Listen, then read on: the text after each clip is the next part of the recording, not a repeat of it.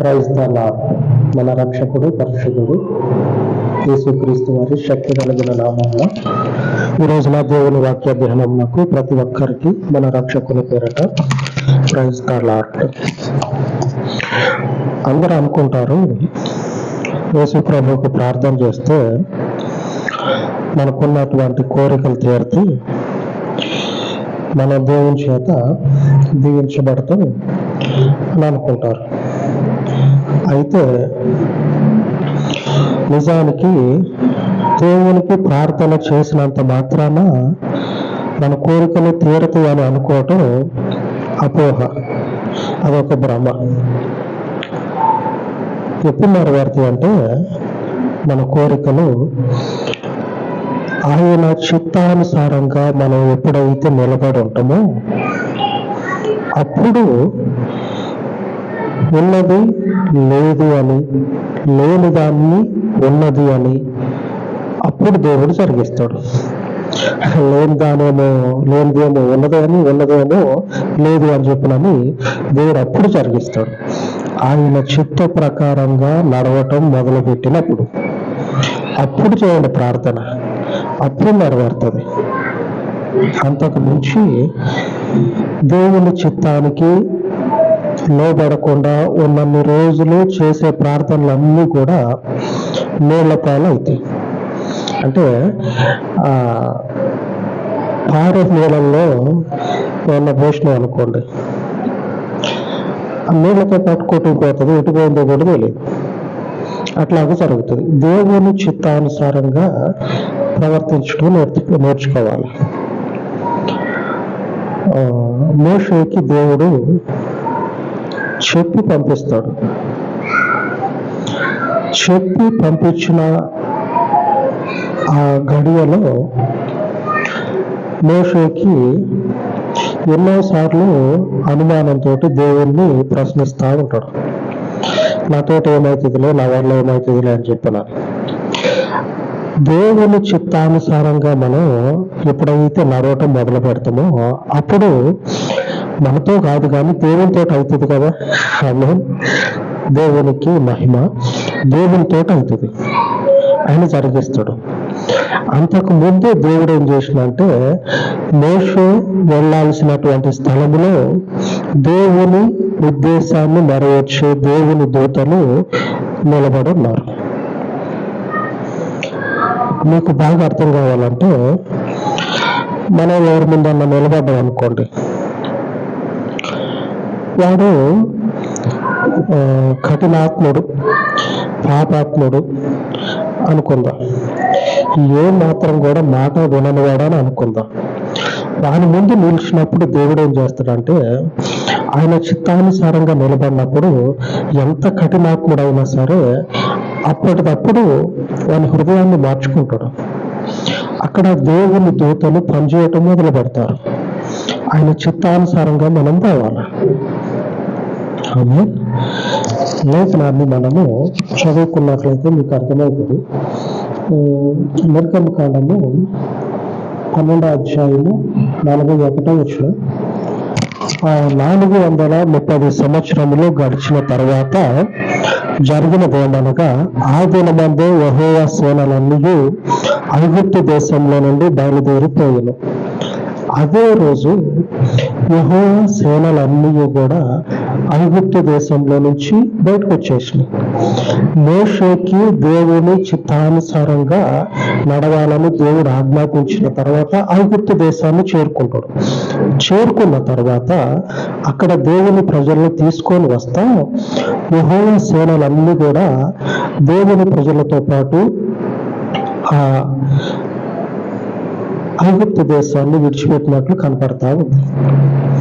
దేవుని దూతలు మనతో పాటే ఉంటారు, కనపడరు, మనతో పాటే ఉంటారు. యెహోవా సేనలు అంటే సైన్యములకు అధిపతి అవి యెహోవా అంటే దేవుని దూతలకు అధిపతి అయినటువంటి దేవుడు.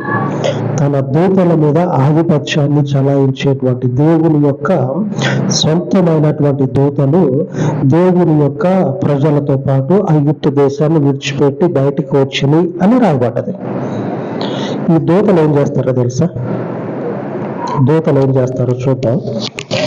ఆ, దేవుడు ఉద్దేశించినటువంటిది. ఇందాక మీరు విన్నారు కదా, ఏంటంటే ఆ, ఉన్నదేమో లేదు అని, లేని దాంట్లో ఉన్నది అని, అట్లాగా చేయటం కొరకు పనిచేస్తూ ఉంటాయి. ఉన్నదాన్ని లేదు అని చెప్పనని, లేని దాన్ని ఉన్నది అని చెప్పనని చేయటం కొరకు దేవుని దూతలు మనతో పాటు ఉండి పనిచేయటం మొదలు పెడతా ఉంటారు. ఆయన చిత్తానుసారంగా మనం ఎప్పుడైతే తిరుగుతామో అప్పుడు, మనం ఎప్పుడైతే ఆయన ఉద్దేశానికి అనుకూలంగా నడవటం మొదలు పెడతామో అప్పుడు జరుగుతుంది. ఈ దూతలు చేసేటువంటి పని చేద్దాం. కీర్తన గ్రంథము 103 అధ్యాయము 20వ వచనం, యెహోవా దూతలారా ఆయన ఆజ్ఞకు లోబడి ఆయన వాక్యము నెరవేర్చు బలశూరులారా ఆయనను సమ్మతించుడి. యెహోవా దూతలు గురించి కీర్తనకారుడు చెప్తున్న మాట. ఆయన ఆజ్ఞకు లోబడి ఆయన వాక్యము నెరవేర్చు బలశూరులారా ఆయనను సమ్మతించుడు.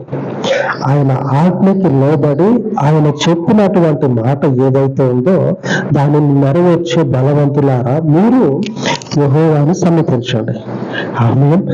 దేవునికి స్తోత్రము కలుగును గాక. సర్వోన్నతుడయ్యున్నటువంటి దేవుడు ఏం చేస్తాడంటే మీ గురించి చేసినటువంటి తీర్మానము మీకు అనుభవించేటువంటి స్థితి కలగాలంటే ఆయన యొక్క చిత్తము ఏమై ఉన్నదో ఆ చిత్తాన్ని నెరవేర్చాలి. యేసు ప్రభుకి ప్రార్థన చేస్తే యేసు ప్రభు వారు జరిగిస్తాడా? ఎలాగా ఈరోజు దేవుడు మనతోటి యేసు ప్రభు గురించి చెప్తా ఉన్నాడు. చూడండి, మీరు ప్రార్థన చేస్తా ఉన్నారు యేసు ప్రభుకి. యేసు ప్రభు మీరు చేసే ప్రార్థన నెరవేరుస్తాడా లేదా? చూద్దాం, యేసు ప్రభు నెరవేరుస్తాడో లేదో. దేవుని యొక్క ఈరోజు వాగ్దానము రోమపత్రిక 8వ అధ్యాయము 27వ వచనం, ఏలయనగా ఆయన దేవుని చిత్త ప్రకారము పరిశుద్ధుల కొరకు విజ్ఞాపనము చేయుచున్నాడు. ఏలయనగా ఆయన దేవుని చిత్త ప్రకారము పరిశుద్ధుల కొరకు విజ్ఞాపనము చేయుచున్నాడు. ఎవరయ్యా ఆయన అంటే మన రక్షకుడైనటువంటి క్రీస్తు ఏం చేస్తా ఉన్నాడంటే దేవుని చిత్త ప్రకారంగా పరిశుద్ధుల కొరకు విజ్ఞాపన చేస్తా ఉన్నాడు. అంటే మీకు అర్థం కావాల్సిన విషయం ఏమిటంటే దేవుని చిత్తం అనేది లేకుండా, తండ్రి చిత్తం లేకుండా యేసు ప్రభు వారు కూడా ఏమి చేయడం. మన జీవితంలో దేవుని ఏర్పాటు ఉందా?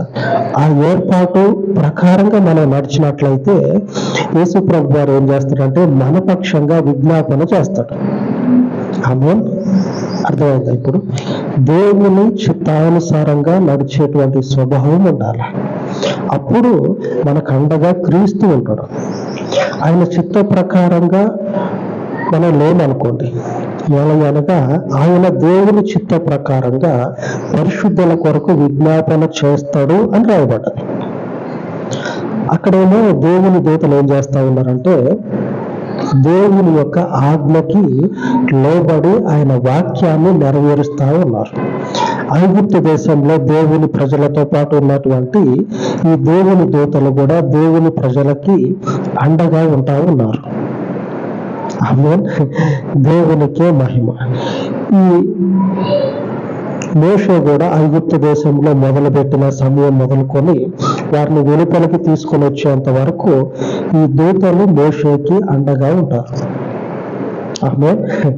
మన జీవితంలో ఆయన చిత్తానుసారంగా మనం నిలబడాలి.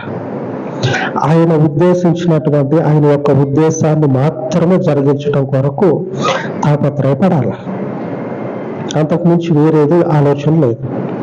అంతే. వేరే ఆలోచన ఉంటే కట్టగట్టి పక్కకి విసిరేయాల. వేరే ఆలోచన అనేది మొదట చెప్పా కదా, ఎంత ప్రార్థన చేసినా మనకు సమాధానం రాదు. నీళ్ళల్లో పోసినటువంటి నీళ్ళల్లో ఏదన్నా నీళ్ళల్లో ఏదన్నా పెడితే ఏదన్నా పోస్తే ఎట్లుంటది? నీళ్ళగా కొట్టుకుపోతుంది కదా. అట్లాగనే ప్రార్థనలు అన్నీ కూడా పారే నీళ్ళల్లో పోసినట్లయితే ఎటు పోయిందో మనకి తెలియదు. ఆయన చిత్తానుసారంగా నిలిచినట్లయితే తిప్పేస్తాడు ఆయన. తిప్పేస్తాడు, అటు ఇటు చేసేస్తాడు. కఠినాత్ముడు అని చెప్పి నేను అనుకున్నాం కదా, పాపాత్ముడు అని చెప్పి అనుకున్నాం కదా.